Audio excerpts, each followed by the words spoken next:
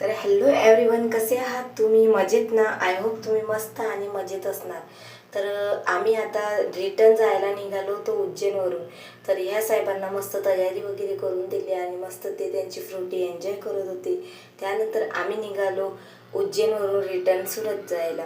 तर मस्त आम्ही ट्रेनमध्ये बसले उज्जैनच्या आणि त्यानंतर मग मामाने आणि त्यांच्या मित्रांनी छान भेळ बनवली होती. ती सर्वांनी मिळून ट्रेनमध्ये भेळ खाल्ली आणि खूप मस्त मज्जे केले. आणि घरी येऊन मग सर्वांना खूप भूक लागली होती. तर मम्मीने सर्वात आधी सर्व फ्रेश वगैरे झाल्यावर छानपैकी मस्त जेवण बनवलं, जेवण वगैरे केलं. मग दुपारच्या वेळेला आम्ही आईस्क्रीम खाल्ली आणि मग निघालो आम्ही महादेवाच्या दर्शनाला.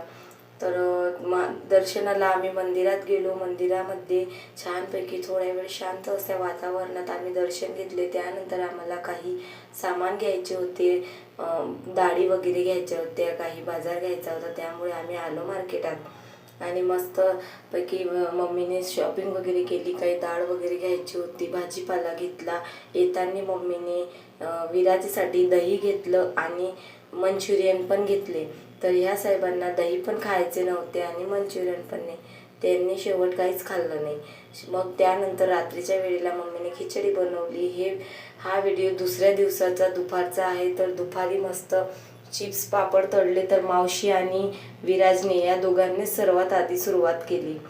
आणि त्यानंतर मग संध्याकाळच्या वेळेला आम्ही येथे मस्त टेरेसवर आले होते. तर येथे खूप सारे असे मांजरचे पिल्लं होते. तर विराजला मांजरचे पिल्लं खूप आवडतात. त्यांच्यासोबत तर खूप खेळतो आणि त्यांना त्रास पण खूप देतो. तर त्याच्या मावशीचे आणि विराजचे येथे मांजरसोबत खेळणे चालू होते.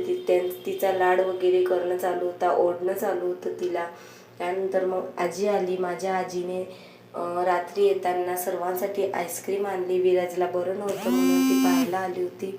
तर येताना आईस्क्रीम वगैरे घेऊन आली.